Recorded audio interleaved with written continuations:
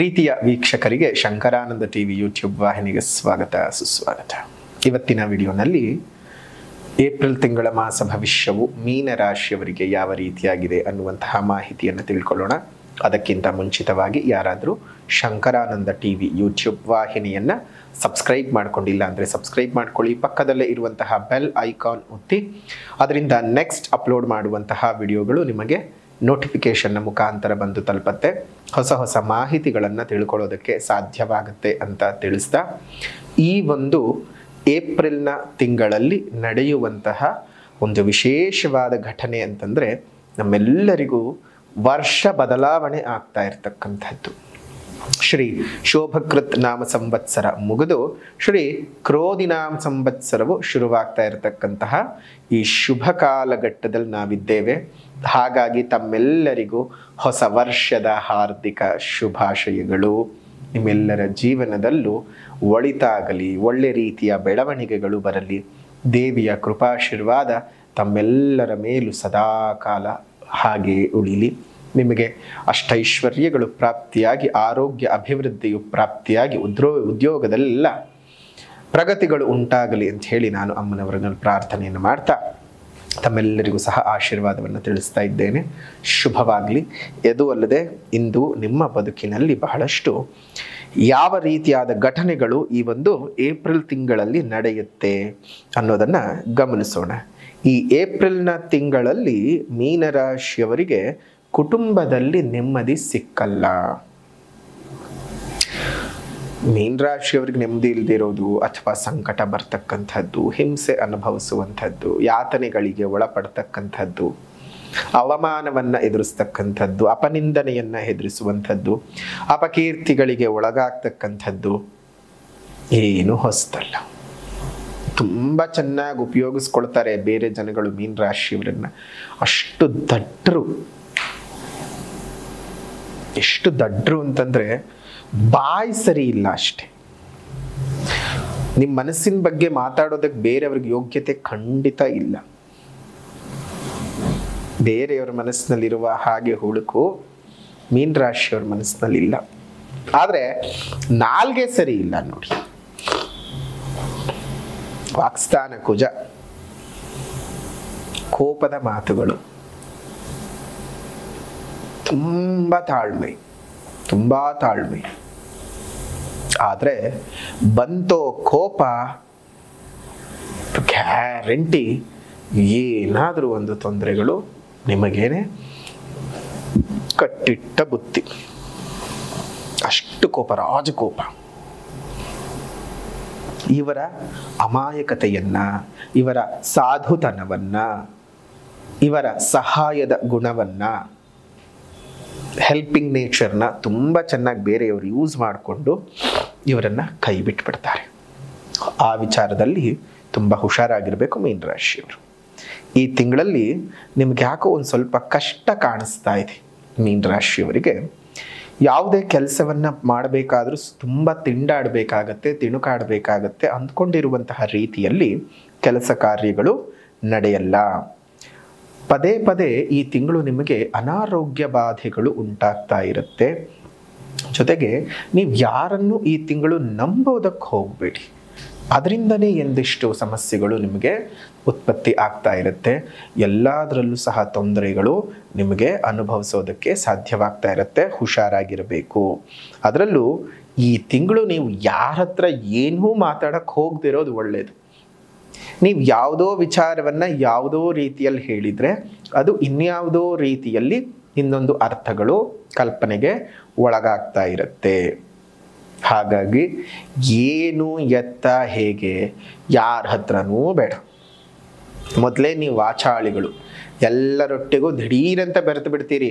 ಅದೇ ದಿಢೀರಂತ ಎಲ್ಲರಿಂದನೂ ಬೇಕಾದ್ರೂ ದೂರ ಆಗಿಬಿಡ್ತೀರಿ. ಅಂಟ್ಕೊಳ್ಳೋದು ಗೊತ್ತಿದೆ, ಅದೇ ರೀತಿಯಾಗಿ ಬಿಡಿಸ್ಕೊಳ್ಳೋದು ಸಹ ಗೊತ್ತಿದೆ. ಆದರೆ ಹುಷಾರಾಗಿರಿ. ಸುಮ್ಮನೆ ಅಪನಿಂದನೆಗಳಿಗೆ ಒಳಗಾಗ್ಬಿಡ್ತೀರಿ. ದಾಂಪತ್ಯದಲ್ಲೊಂದಿಷ್ಟು ವಿರಸಗಳು, ಕಲಹಗಳು ಇರ್ತವೆ. ವೃತ್ತಿಯಲ್ಲಿ ಅಭಿವೃದ್ಧಿ ಇದೆ. ಹಣಕಾಸಿನ ವಿಚಾರದಲ್ಲಿ ಏಳಿಗೆಗಳು ಇದ್ದಾವೆ. ನಿಮಗೆ ಸಮಯಕ್ಕೆ ತಕ್ಕಂತೆ ನಿಮಗೆ ಕಾರ್ಯ ಸಾಧನೆ ಮಾಡ್ಕೊಳ್ಳೋದಕ್ಕೆ ಸಾಧ್ಯವಾಗುವ ರೀತಿಯಲ್ಲಿ ಹಣಕಾಸಿನ ಅಭಿವೃದ್ಧಿಗಳು ಉಂಟಾಗ್ತಕ್ಕಂಥದ್ದು. ವಿದ್ಯಾರ್ಥಿಗಳಿಗೊಂದಿಷ್ಟು ಶುಭಯೋಗಗಳಿದ್ದಾವೆ. ಆದರೂ ಎಲ್ಲೋ ಒಂದು ಕಡೆ ಮೀನರಾಶಿಯವರು ಈ ತಿಂಗಳು ತುಂಬ ಅಂದರೆ ತುಂಬ ಹುಷಾರಾಗಿರಬೇಕು. ಜೊತೆಗೆ 7.5 ಅಂತ ಹೆದರ್ಕೊಳ್ಳೋ ಅವಶ್ಯಕತೆ ಇಲ್ಲ. ಹಲವಾರು ಜನ ಕಷ್ಟಪಡ್ತಿದ್ದೀರಿ, ಕಷ್ಟದಲ್ಲೇ ಇದ್ದೀರಿ. ಮೀನರಾಶಿಯವರ ಕಷ್ಟವೇನು ಹೊಸ್ತಲ್ಲ. ಆ ಕಷ್ಟವನ್ನು ನೀವು ಹುಟ್ಟದಾಗ್ಲಿಂದಲೂ ಒಂದಲ್ಲ ಒಂದು ವಿಧಾನದಲ್ಲಿ ಅನುಭವಿಸ್ಕೊಂಡೇ ಬರ್ತಿದ್ದೀರಿ. ನಿಮಗೆ ಸುಖ ಬಂತು ಅಂದರೆ ನೀವು ಯೋಚನೆ ಮಾಡಬೇಕು, ಕಷ್ಟ ಬಂದರೆ ಯೋಚನೆ ಮಾಡಬೇಡಿ ಮೀನರಾಶಿಯವರು. ಯಾಕಂದರೆ ಕಷ್ಟ ಅನ್ನೋದೇ ನಿಮ್ಮ ಜೀವನ. ಸುಖ ಬಂತು ಅಂದರೆ ಯಾಕಪ್ಪ ನಮಗೆ ಈ ಸುಖ ಬಂತು, ಈ ಸುಖದಿಂದ ಏನಾದರೂ ತೊಂದರೆ ಇದೆಯಾ ಅನ್ನುವಂತಹ ಯೋಚನೆ ಮಾಡಬೇಕಾಗ್ತದೆ ಮೀನರಾಶಿಯವರು ಮಾತ್ರ. ನೋಡಿ, ಸುಖ ಬಂದರೂ ನಿಮಗೆ ಶಾಶ್ವತವಾಗಿ ನಿಂತ್ಕೊಳ್ಳಲ್ಲ. ಕಷ್ಟ, ಕಣ್ಣೀರು, ಬೇರೆಯವರಿಗೆ ಸಹಾಯ, ಇವುಗಳೇ ನಿಮ್ಮ ಬದುಕಿನ ಮೂಲ ಮಂತ್ರವಾಗಿ ಹೋಗಿರ್ತದೆ. ಎಷ್ಟೇ ಹಿಂಸೆ ಪಟ್ಕೊಳ್ಳಿ, ಬೇರೆಯವ್ರಿಗೆ ಸಹಾಯ ಮಾಡೋದನ್ನು ನೀವು ನಿಲ್ಲಿಸಲ್ಲ.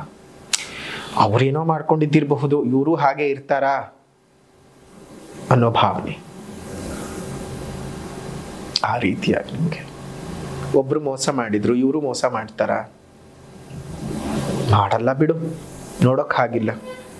ಒಂದು ಅರ್ಥ ಮಾಡ್ಕೊಳ್ಳಿ, ಮೀನರಾಶಿಯವರು ಸುಣ್ಣದ ನೀರಿಗೂ ಬೆಳ್ಳಿಗಿರೋ ಹಾಲಿಗೂ ವ್ಯತ್ಯಾಸವನ್ನ ನಿಮ್ಮ ಕಣ್ಣು ಗುರುತಿಸ್ತಾ ಇಲ್ಲ. ಅಂದರೆ ಲೋಪದೋಷ ಇರೋದು ನಿಮ್ಮ ಕಣ್ಣಲ್ಲಿ. ಎರಡೂ ಬೆಳ್ಳಗಿದೆ, ಎರಡೂ ಹಾಲೆ ಅಂತ ಅನ್ಕೊಂಡು ಸುಣ್ಣದ ನೀರು ಕುಡಿದ್ರೆ ಹೊಟ್ಟೆ ಎಲ್ಲ ಸುಡುತ್ತೆ. ಎಲೆ ಅಡಿಕೆಗೆ ಒಂದಿಷ್ಟು ಸುಣ್ಣ ಜಾಸ್ತಿ ಆದರೆ ಬಾಯಿ ಸುಡುತ್ತೆ, ಹಬ್ಬ ಉರಿ ಉರಿ ಉರಿ ಉರಿ ಬರ್ತದೆ. ಇನ್ನು ಅಂಥದ್ರಲ್ಲಿ ಸುಣ್ಣದ ನೀರನ್ನೇ ಕುಡಿದ್ರೆ ಕುಡ್ದಿದ್ಯಾರ್ದು ತಪ್ಪು? ನಿಮ್ಮದು. ಆಮೇಲೆ ಸುಮ್ಮನೆ ಹಿಡಿ ಶಾಪ ಹಾಕ್ಕೊಂಡು ಕೂತ್ಕೊಳ್ಳೋದು, ಅವರಿಂದ ಆಯಿತು ಇವರಿಂದ ಆಯಿತು ಅಂತ. ಅದೊಂದು ತಪ್ಪಿಸ್ಕೊಳ್ಬೇಕು ಮೀನರಾಶಿ. 7.5 ನಡೀತಾ ಇದೆ, ಗಾಬರಿ ಬೇಡ. ಎಷ್ಟನೇ ಬಾರಿ ನಡೀತಾ ಇದೆ ತಿಳ್ಕೊಳ್ಳಿ. ಮೊದಲನೇ ಬಾರಿ ಮತ್ತು 3ನೇ ಬಾರಿ ನಡೀತಾ ಇದ್ರೆ ಮಾತ್ರ ಅಶುಭ. 2ನೇ ಬಾರಿ ನಡೀತಾ ಇದ್ರೆ ಅದು ಹೊಂಬು ಶನಿಯಾಗಿರುತ್ತೆ, ಶುಭ ಫಲಗಳನ್ನೇ ಕೊಡುತ್ತೆ. ಅನಾವಶ್ಯಕವಾಗಿ ಅನಾವಶ್ಯಕ ಪೂಜೆ ಪುನಸ್ಕಾರಗಳನ್ನು ಮಾಡ್ತಾ ಕೂತ್ಕೊಳ್ಳೋಕೆ ಹೋಗೋದು ಬೇಡ. ಜಾತಕ ತೋರಿಸಿದಾಗ ಅದರ ಬಗ್ಗೆ ಅರಿವಿಗೆ ಬರ್ತದೆ ಮೀನರಾಶಿಯವರದ್ದು. ಸೊ ಹಾಗಾಗಿ ಒಮ್ಮೆ ನಿಮ್ಮ ಜನ್ಮ ಜಾತಕವನ್ನು ತೋರಿಸ್ಕೊಳ್ಳಿ. ದಶಾಭುಕ್ತಿಗಳೇನು ನಡೀತಿದೆ, ಎಷ್ಟನೇ ಸಲ 7.5 ನಡೀತಿದೆ, ಅದೆಲ್ಲ ತಿಳ್ಕೊಂಡು ನಿಮ್ಮ ಜೀವನನ ಮುಂದುವರಿಸ್ಕೊಂಡು ಹೋಗಿ. ಶುಭವಾಗಲಿ. ಇನ್ನು ಏಪ್ರಿಲ್ ತಿಂಗಳಲ್ಲಿ ನೀವು ಮಾಡ್ಕೊಳ್ಬೇಕಾಗಿರ್ತಕ್ಕಂತಹ ಪರಿಹಾರ, ಮೊದಲನೇದಾಗಿ ಸಾಮಾಜಿಕ ಪರಿಹಾರ, 2ನೇಯದ್ದಾಗಿ ಆಧ್ಯಾತ್ಮಿಕ ಪರಿಹಾರ. ಸಾಮಾಜಿಕ ಪರಿಹಾರ ತಮ್ಮೆಲ್ಲರಿಗೂ ಸಹ ಗೊತ್ತಿದೆ. ಗಿಡ ಮರಗಳನ್ನು ನೆಡಬೇಕು, ಪೋಷಣೆ ಮಾಡಬೇಕು. ಉದ್ಯಾನವನಗಳಲ್ಲಿ ಒಂದೊಂದು ಹಣ್ಣಿನ ಗಿಡಗಳನ್ನು ಕೊಟ್ಟು ಪೋಷಣೆ ಮಾಡಿಸ್ಬೇಕು. ಅದೇ ರೀತಿಯಾಗಿ ನಿಮ್ಮ ಮನೆ ಮುಂದೆ ಮತ್ತು ಮೇಲ್ಭಾಗದಲ್ಲಿ ಒಂದೊಂದು ಸಣ್ಣ ಸಣ್ಣ ಕುಂಡಗಳಲ್ಲಿ ನೀರನ್ನು ಇಡ್ತಾ ಬನ್ನಿ. ಇದನ್ನು ತುಂಬ ಜನ ಮಾಡ್ತಾ ಇದ್ದೀರಿ. ಇನ್ನಷ್ಟು ಮುಂದುವರಿಸಿ, ನಿಲ್ಲಿಸದೆ ಇನ್ನೊಂದು 4-6 ಜನಕ್ಕೆ ದಾರಿದೀಪವಾಗಿರಿ. ಇನ್ನು ಆಧ್ಯಾತ್ಮಿಕ ಪರಿಹಾರ. ಆಧ್ಯಾತ್ಮಿಕ ಪರಿಹಾರ ಅಂತ ಬಂದ ಸಂದರ್ಭದಲ್ಲಿ ಈ ತಿಂಗಳು ಬೆಳಗ್ಗೆ ಮತ್ತು ಸಂಜೆ ಎರಡೂ ಕಾಲಗಳಲ್ಲಿಯೂ ಬೆಳಗ್ಗೆ ಏನು ಮಾಡಬೇಕು? ಮೀನಾಕ್ಷಿ ಪಂಚರತ್ನಂ ಸ್ತೋತ್ರದ ಪಠಣ ಮಾಡಬೇಕು. ಬೆಳಗ್ಗೆ ಮೀನಾಕ್ಷಿ ಪಂಚರತ್ನಂ ಸ್ತೋತ್ರ, ಅದೇ ರೀತಿಯಾಗಿ ಸಂಜೆ ಲಲಿತಾ ಪಂಚರತ್ನ ಸ್ತೋತ್ರ. ಬೆಳಗ್ಗೆ ಮೀನಾಕ್ಷಿ ಪಂಚರತ್ನ ಸ್ತೋತ್ರದ ಪಠಣ ಮಾಡಿದರೆ ಸಂಜೆ ಲಲಿತಾ ಪಂಚರತ್ನ ಸ್ತೋತ್ರದ ಪಠಣವನ್ನು ಮಾಡಿ.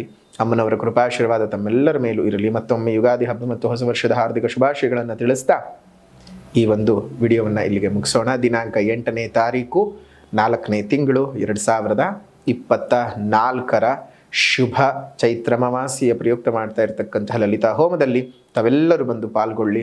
ಆ ಹೋಮದ ಬಗ್ಗೆ ಇನ್ನೊಂದಷ್ಟು ಮಾಹಿತಿಗಳು ಬೇಕು ಅಂತ ಹೇಳಿದರೆ ಇಲ್ಲೇ ಇರುವಂತಹ ನಂಬರಿಗೆ ಫೋನ್ ಮಾಡಿ. ಅದರಿಂದ ನಿಮಗೆ ಒಂದು ಎಲ್ಲ ಡೀಟೇಲ್ಸನ್ನು ಕೊಡ್ತಾರೆ. ಫೋನ್ ತೆಗ್ದಿಲ್ಲ ಅಂತ ಹೇಳಿದ್ರೆ ವಾಟ್ಸಪ್ನಲ್ಲಿ ಒಂದು ಮೆಸೇಜ್ ಮಾಡಿ, ನಿಮಗೆ ರಿಪ್ಲೈ ಬರ್ತದೆ. ಎಲ್ಲ ವಿಚಾರಗಳು ಸಹ ಬಂದು ಸೇರುತ್ತೆ. ಶುಭವಾಗಲಿ, ಒಳ್ಳೆಯದಾಗಲಿ.